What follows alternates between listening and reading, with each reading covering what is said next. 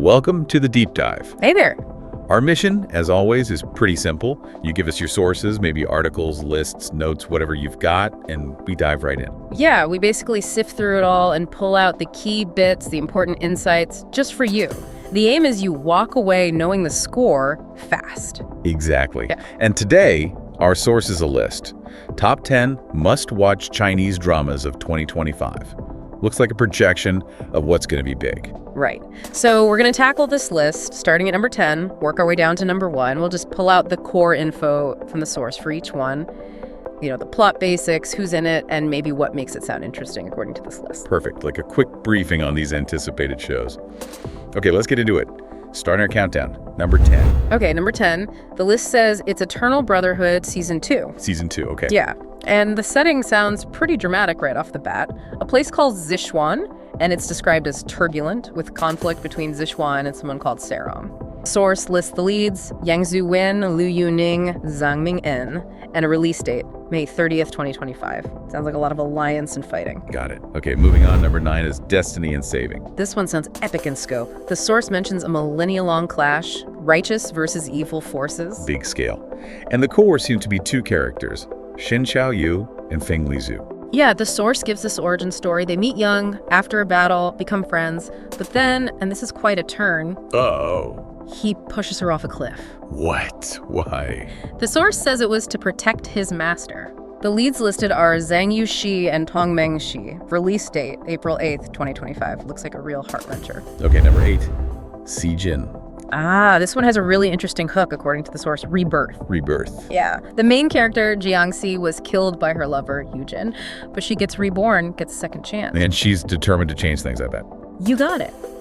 The source really emphasizes how active she is. Leads are Jing Tian and Zhang Wanyi. Release date, March 1st, 2025. Interesting blend. Okay, number 7 is The Glory. Right. This one, according to the source, starts with Zhuang Hanyan. She was abandoned, raised in the countryside, and now she's back with her family in the capital. Okay, familiar setup, outsider trying to fit in. Sort of. And the source highlights her relationship with the deputy minister, Fu Yunxi. He notices her, apparently sees her as an ideal wife, but there's a catch. Always a catch. He seems to have some kind of mysterious illness. Adds a layer of intrigue. So does it work out? The source says they fall in love as they kind of navigate this situation. And it's also about her finding her place, reconnecting with her mother, finding warmth with his family, the Fu family. So less epic battles, more personal journey, family, love, maybe overcoming this illness mystery. Seems that way. A blend of family drama, romance, maybe that touch of mystery. The leads are Chen Duling and Xin Yunlai. Release date, March 18th, 2025. Okay. Number 6, Love in Pavilion. This one sounds like it's back to larger conflicts. It focuses on two leaders, Dongfeng Huaizu and Wangquan Hongye, heads of major families. Got it. And the setting. The source mentions human-demon conflict, so fantasy setting. These two leaders, they have to work together. To achieve what? Stabilize things, basically, and revive something called the Unity Alliance.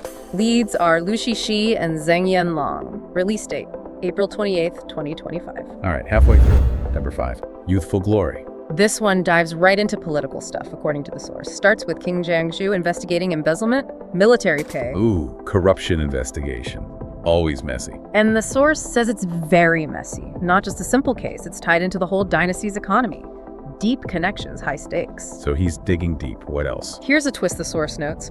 To protect a General Ming Tan and her family, Jiangxu volunteers to marry her. An arranged marriage for political protection. Seems like it, a strategic move, but irony incoming. Oh. His investigation, because it's so thorough and uncovers so much corruption, ends up getting the Ming family framed and ruined. Wow. So his attempt to protect them backfires because of his own investigation?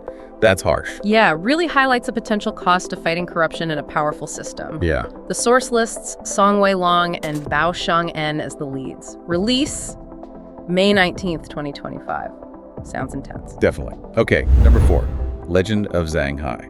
This one sounds like a classic revenge story at first glance. Zhang Hai's father, the imperial astronomer, was murdered. He saw his family die. Right. Sets up a clear motivation. But what's interesting in the source's description is his approach. He doesn't just charge in, he withdraws. For 10 years. 10 years. What's he doing? Training. Leads are Xiao Zhan and Zhang Jingyi. Release, May 18th, 2025. Sounds like a patient, twisty revenge tale. Very cool setup. All right, top 3. Number 3, Love Never Fails. This sounds like full-blown fantasy romance. Xiangxia, maybe. We've got Jin Ji, king of the central heavens. A god, basically. Pretty much. And Han Nings, who's a camellia demon. He's helping her try to become immortal. Okay, God helps demon achieve immortality. Where's the conflict? Well, she falls for him, confesses her love, wants to be his queen, but... Let me guess. Gods and demons can't be together. Bingo. That's the advice they get. So she keeps trying for immortality, maybe hoping it'll change things. And does it? She achieves it, but then, heartbreak, the source says she discovers Jinju is marrying someone else. Ouch. After all that effort. Yeah, so she makes a drastic choice, gives up her immortality, opts for reincarnation to forget him, basically. But the title is Love Never Fails. Right. So the source emphasizes Jinji isn't having it. He defies fate, ensures she gets reborn, protects her through her new life. They're destined to meet again. Trials, destiny across lifetimes. Grand scale stuff. Yeah. Very epic romance. Totally. Leads are Lu Shu Yi and Hu Yixuan. Release, April 28th, 2025. Okay, number 2, The Demon Hunter's Romance. Interesting setting here. Guangping City, humans and demons coexist. Side by side. Our protagonist is Ban Xia. Wealthy girl, but she has this ability she can see demons' true forms. Whoa. Useful. Leads are Ren Jialun and Song Zhu are release, April 12th, 2025. Sounds like a fun mix of genres. All right, we've reached the top spot. Number 1 on this list, Feud, or it's also known as Lament of the River Immortal. The title itself kind of hints at something maybe a bit tragic, wouldn't you say? Yeah, Lament definitely suggests some heavy emotions. What's the story? It starts almost like a fairy tale. You have Li Qingyu, who's this really powerful immortal, lots of abilities, and Bai Jusi, a very revered master. They're drawn together. Sounds like a classic setup for an epic romance in like a Xiangxia setting. Exactly. But, well, something goes wrong. A big misunderstanding happens. It leads to this really heartbreaking conflict, and they both end up dying. Whoa, okay, so not a fairy tale ending then, at first, anyway. Not at first, but the story gives them a second chance. They're sort of resurrected, given another opportunity. A second chance to fix things. That's interesting. What do they do? They use it to mend their relationship, obviously, Yeah. but also to team up. They become allies against some new threat that's harming innocent people. So it's about redemption and unity, maybe.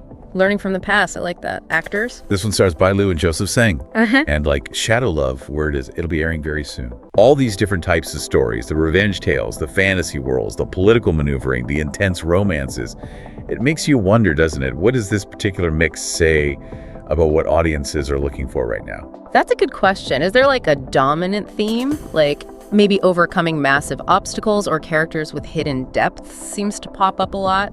Or is it just that these elements, conflict, romance, mystery, high stakes, are just universally compelling ingredients for drama, no matter the specifics? Yeah, exactly. Is it tapping into something specific culturally, or just hitting those universal storytelling beats really well? Something interesting to think about as you decide which, if any, of these might make your own watch list.